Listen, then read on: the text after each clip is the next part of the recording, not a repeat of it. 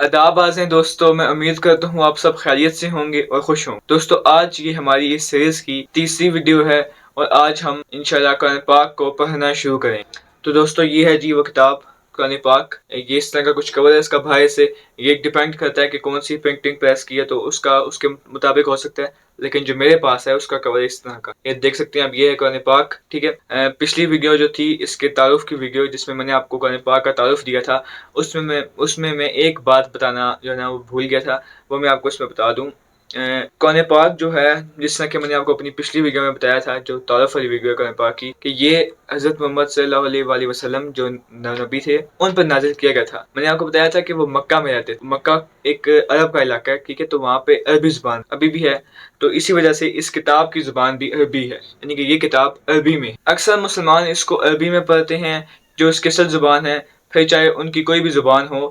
जो बदकिस्मती है कि इसको अक्सर मुसलमानों ने बजाय इससे नसीहत हासिल करने के, बजाय इससे कुछ अच्छी बात हासिल करने के, कुछ अच्छी बात सीखने के, उन्होंने इसको सिर्फ एक सवाब कमाने का ज़रिया बना लिया है सिर्फ, क्योंकि इसको पढ़ने का सवाब भी है। इसीलिए अक्सर जो मुसलमानों की अक्सरियत है वो इसको इसी नीयत से पढ़ती है कि उनको सवाब मिलेगा, ना कि इस नीयत से कि वो इससे कुछ सीखें या फिर इससे कुछ जो इसमें अच्छी बातें की गई हैं वो अपनी ज़िंदगी में अमल करें। इस नीयत से नहीं पढ़ते, बल्कि अक्सरियत इसी नीयत से पढ़ती है कुरान पाक कि हम इससे सवाब हासिल करें। तो दोस्तों चूँकि मैं इस किताब को समझने के लिए, इससे नसीहत हासिल करने के लिए और इसमें से वो अच्छी बातें निकालने के लिए जो इंसानियत के लिए वाक़ई अच्छी हैं, जो वाक़ई इंसानों के लिए अच्छी हैं, वो निकालने के लिए इस किताब को पढ़ रहा हूँ। तो मैं इसको अरबी में पढ़कर इसका उर्दू में तर्जुमा नहीं करूँगा, बल्कि मैं इसको सिर्फ उर्दू में ही पढ़ूँ। तो चलिए दोस्तों, अब अपनी इस किताब को शुरू करते हैं, इसको पढ़ना शुरू करते हैं। तो दोस्तों इस कुरान पाक जो किताब है, इसकी पहली सूरत जो है वो सूरह फातिहा है। इसकी पहली सूरत सूरह फातिहा है। सूरह फातिहा चूँकि इसकी पहली सूरत है, इसलिए इसके मायने भी इफ्तिताही सूरत के हैं, यानी कुरान पाक की ओपनिंग सूरत, जो कुरान पाक की पहली सूरत। ये वो पहली सूरत है जो पूरी वही की सूरत में नबी पर नाजिल हुई, और इसके मुख्तलिफ नाम हैं। इस साइंस का नाम उम्मुल कुरान भी है, अल काफिया, अल शाफिया, असासुल कुरान भी इसके नामों में शामिल। अब मुख्तलिफ नामों की वजह ये है कि आपको कुरान पाक के भी मुख्तलिफ नाम नजर आएंगे। अरबों में ये चीज़ मशहूर थी कि उनको जिस चीज़ से मोहब्बत होती थी वो उसके मुख्तलिफ नाम रखा करते थे। इसी वजह से इस सूरत के भी मुख्तलिफ नाम। ये इस सूरत की बहुत फजीलत भी बताई गई है इस्लाम में इसको एक अहादीस कहते हैं उन बातों को या उन अक़वाल को, नबी के जो अक़वाल हैं, जो हज़रत मोहम्मद जो नबी हैं उनके जो अक़वाल हैं, उन्हें अहादीस कहा जाता है। तो अहादीस में आता है कि ये एक बहुत अजीम सूरत है, इसको अहादीस में अजीम सूरत करार दिया गया है। इसको एक नमाज, जो मुसलमानों का एक अहम इबादत होती है, नमाज जो का एक बहुत अहम इबादत है, इसलिए इसको नमाज का सिर्फ हिस्सा नहीं बल्कि इसी को नमाज करार दिया गया है एक हदीस, यानी कि इसके बगैर नमाज भी नहीं होती अगर ये नमाज में ना पढ़ा जाए। ठीक है जी, ये इस सूरत की फजीलत है कि ये इतनी बड़ी सूरत है। दोस्तों अब आते हैं इसके थीम की तरफ, इसमें क्या बात की गई, ये तो इसका छोटा सा तारुफ हो। तो दोस्तों अब देखते हैं कि इस जो सूरत है इसमें हमें क्या कंटेंट मिलेगा और इसका आखिरकार थीम क्या है, इसका टॉपिक क्या है, इसमें क्या बात की। दोस्तों जो इस्लामी स्कॉलर्स हैं, यानी कि इस्लाम के स्कॉलर उन्हें कहते हैं जो इस्लाम के बड़े हैं किस्म के, जिन्होंने इस्लाम पर तहकीक की होती है, उनका ये कहना है कि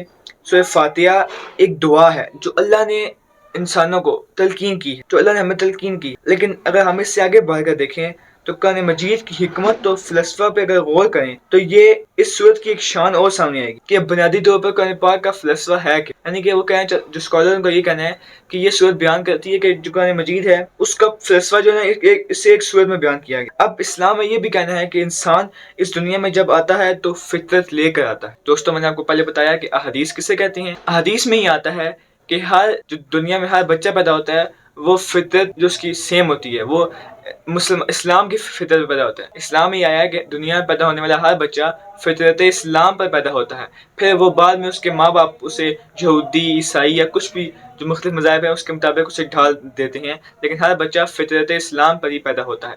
ये ऐसा इस्लाम का मानना है और हदीस में आता है। तो इसके मुताबिक इस्लाम में ये कहना है कि इंसान की फितरत के अंदर अल्लाह ताला ने अपनी जो मार्फत है, अपनी मोहब्बत जो है वो रख दी। इसके लिए जो रूह इंसानी है, इस्लाम में ये भी है कि जो इंसान की रूह का कॉन्सेप्ट है वो अल्लाह ताला ने इंसान की रूह डाली है, तो इसलिए अल्लाह ताला की मोहब्बत वो भी इंसान की तरफ होती है पहले से, क्योंकि हमारी रूह जो है वो अल्लाह की तरफ से आई है, लिहाजा अल्लाह इसके अंदर अपनी मार्फत और अपनी मोहब्बत भी डाल देता है। जब तक स्कॉलर्स का ये कहना है कि जब तक एक इंसान की फितरत में कोई चेंजिंग ना आए, यानी कि उसको चेंज ना किया जाए, उसको डिक्रैक ना किया जाए, उसको कोई किसी और मज़हब में ना ढाल दिया जाए, उसकी नेचर को, जो उसकी फितरत है उसको, अगर वो महफूज है तो उसे कहते हैं महफूज फितरत। अगर महफूज फितरत वाला इंसान जब वो थोड़ा आकिल होता है, जब वो बलूग हो जाता है, जब वो बलूग को पहुंचता है और जब उसको अक्ल मिल जाती है, यानी कि वो जब थोड़ा सोचने समझने के काबिल हो जाता है, तो उसको सही सही तौर पर वो अपने इर्द गिर्द की चीज़ों पर उस पर गौर करता है, ठीक है, क्योंकि उसको जब वो आकिल हो जाता है, जब उसको जब वो सोचने समझने की सलाहियत उसको मिल जाती है, तब वो अपने इर्द गिर्द होने वाली चीज़ों पर गौर करता है। उसको ये सलाहियत भी मिल जाती है कि वो अपने इर्द गिर्द होने वाली चीज़ों पर गौर करे कि आखिर ये क्या हो रहा। तो इन दो चीज़ों की वजह से कुछ बुनियादी, इस्लाम में ये है कि इस सूरत से पहले भी ये इसका तारुफ में आता है कि कुछ बुनियादी जो है हकायक इंसान पर खुद वाज़ेह हो जाते। जिस इंसान की फितरत चेंज ना हुई, उस पर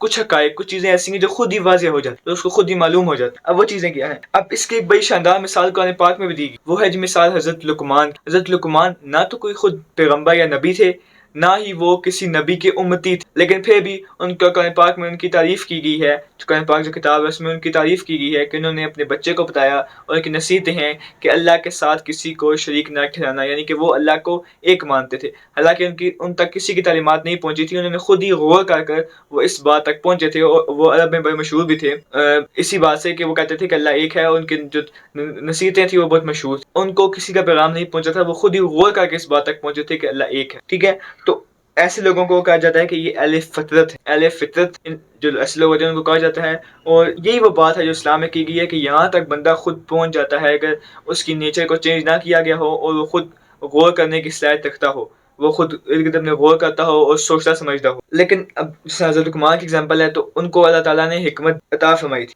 हिकमत क्या होती है? हिकमत होता है कि अगर आपकी फितरत सही हो और आपका कल्ब और अक्ल भी सही हो, तो उससे जो चीज़ सामने आती है, उसके मिलाप से एक चीज़ सामने आती है, इसे हिकमत कहा जाता है। अगर फितरत भी मौजूद है, अक्ल भी सही से विचार दी, तो इन दोनों को जब हम कंबाइन करेंगे तो आपको हिकमत मिल जाती है। इंसान को जो हिकमत अल्लाह की तरफ से मुयस्सर है, ठीक है, तो उसके नतीजे में वो ये पहचान लेता है, यानी कि जो इंसान को हिकमत मिली हुई है, वो इसके नतीजे में ये पहचान ले लेता है कि इस कायनात का पैदा करने वाला कोई तो है, ये खुद ब खुद नहीं सब कुछ होगी, ठीक है। दूसरा ये दूसरी बात वो ये पहचान लेता है कि ये वो कोई बंदा अकेला ही है जो इस पूरी कायनात को चला रहा है, वो कोई तन्हा है, उसका साजी, यानी कि कोई उसका साथी नहीं है, कोई उसके बराबर का कोई नहीं है, वो अकेला ही है जो उस पूरी कायनात को जिसने बनाया है और वो उसको चला रहा है। ये बातें, और एक और बात, वो उसकी तमाम जो खुदा है, उसकी तमाम सिफात, तमाम उसकी जो खूबियाँ हैं, वो उन तक पहुँच जाता है। और इसके अलावा वो ये भी पहचान लेता है कि वो हर जगह मौजूद है, उसमें कोई नुक्स ऐब नहीं है, यानी कि खुदा में कोई नुक्स ऐब नहीं है, वो इस बात तक खुद ही पहुँच जाता है, कोई उसमें कमज़ोरी नहीं है, कोई उसको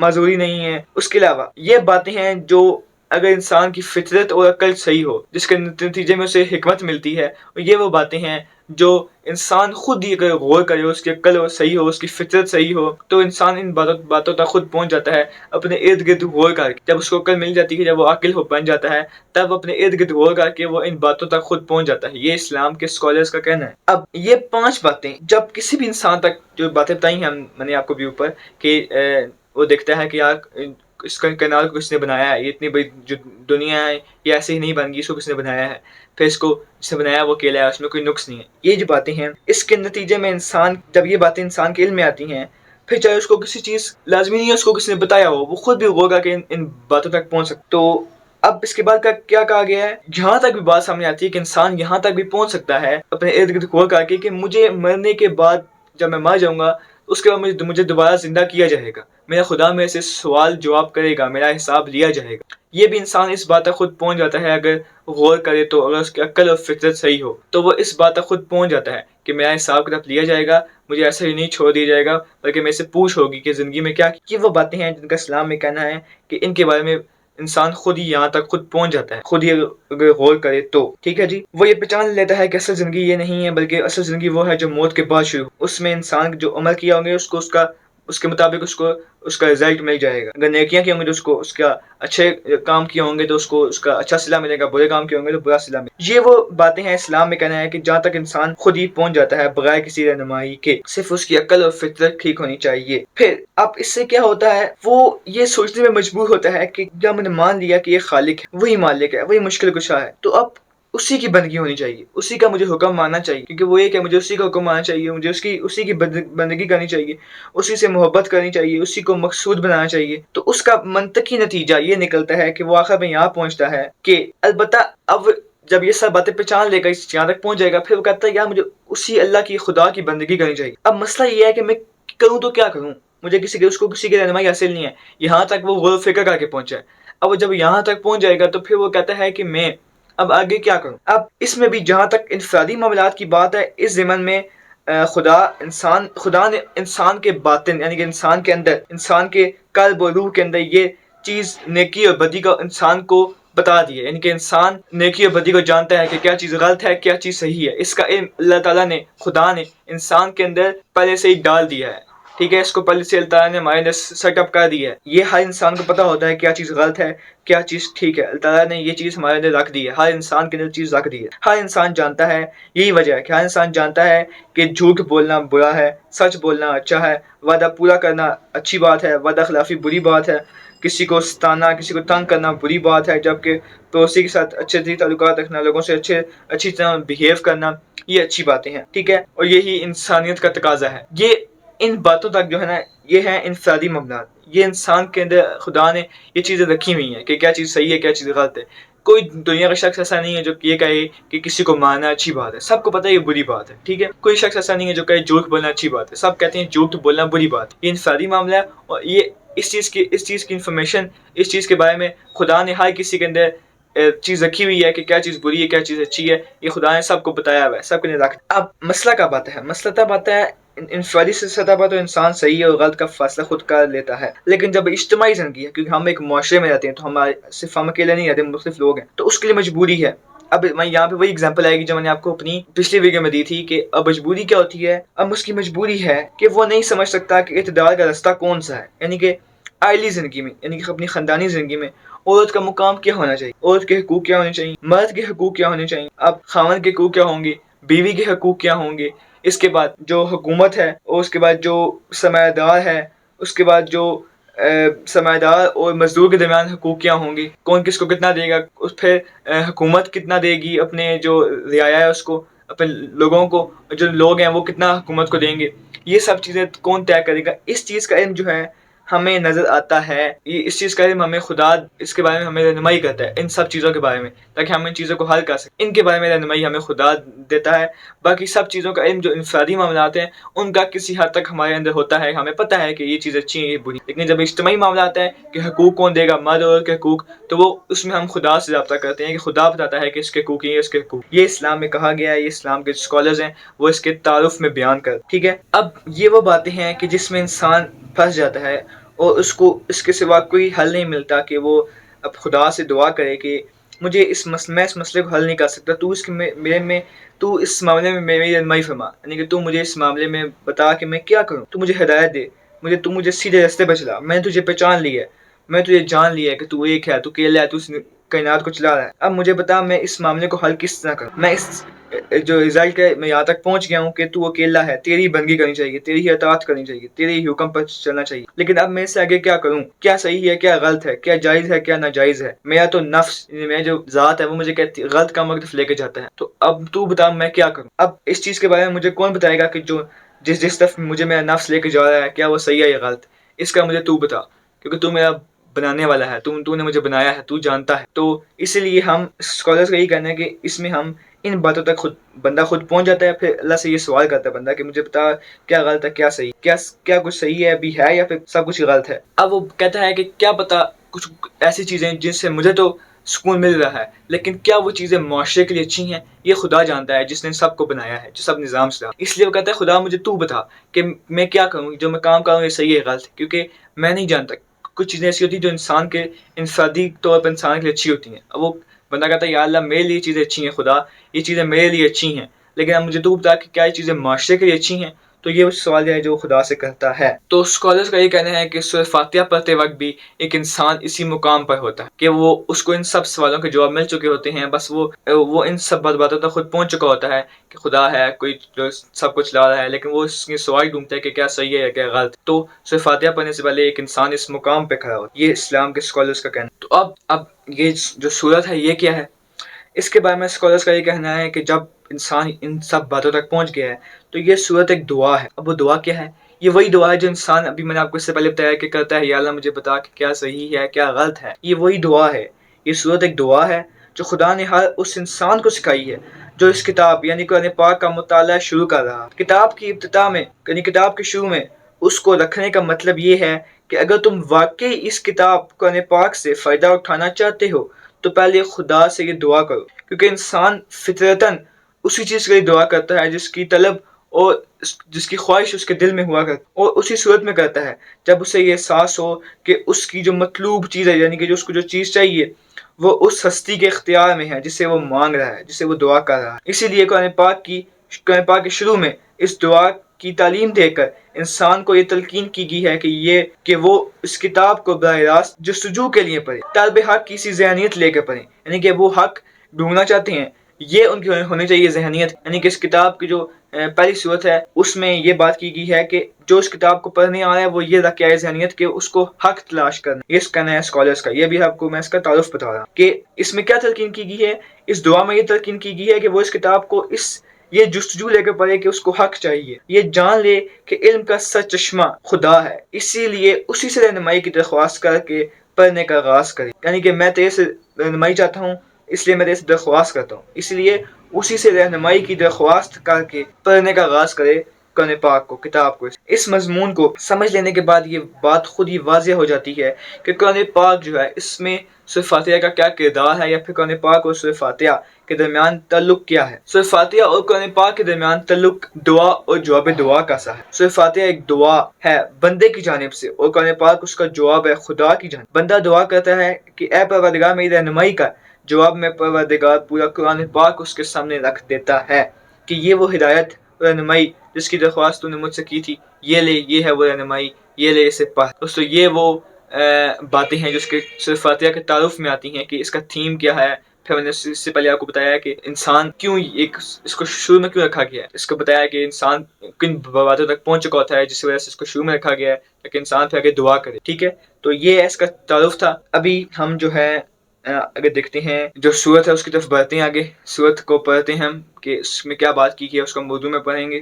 ابھی ہم سورت شروع کریں گے لیکن اگلی ایپیسوڈ میں، کیونکہ یہ ایپیسوڈ بہت لمبی ہو جائے گی، میں کوشش کروں گا کہ تمام ایپیسوڈس جو ہیں وہ میں بہت ہوئی تو 15 سے 20 منٹ تک کے درمیان رکھوں، اس سے زیادہ لمبی میں کوئی ایپیسوڈ لے کے نہیں جاؤں گا۔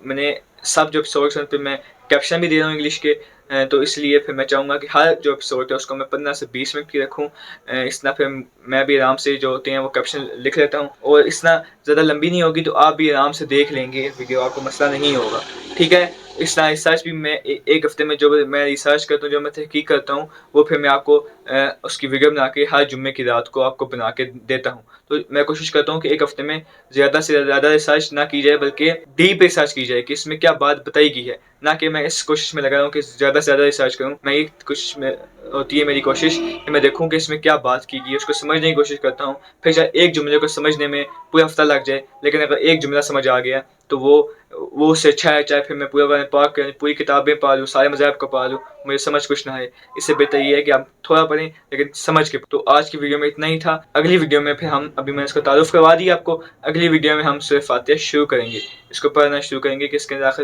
کیا بات کی، ٹھیک ہے جی۔ تو شکریہ ویڈیو دیکھنے کا۔ میں امید کرتا ہوں کہ آپ کو میری بات سمجھ آ گئی ہوگی۔ کوئی سوال پوچھنا ہے، کوئی کیوری ہے، کوئی بھی اگر کوئی میں سے اختلاف ہے تو نیچے آپ کمنٹ سیکشن کھلا ہوا ہے، آپ نیچے جا کے کمنٹ سیکشن میں سے اپنی رائے کا اظہار کر سکتے ہیں، میں آپ کو اس کا جواب کروں گا، اور اگر کوئی سوال ہے آپ کا تو میں اس کا جواب دینے کی آپ کو پوری کوشش کروں گا۔ تو اپنا خیال رکھیے، اسی طرح اچھی ویڈیوز دیکھیں اور اپنا ٹائم ضائع مت کریں، اور اپنے وقت کو اچھے کاموں میں لگائیں، اور اپنا خیال رکھیں۔ ملتے ہیں آپ سے اگلی ویڈیو میں، تب تک اپنا خیال رکھیے گا۔ اللہ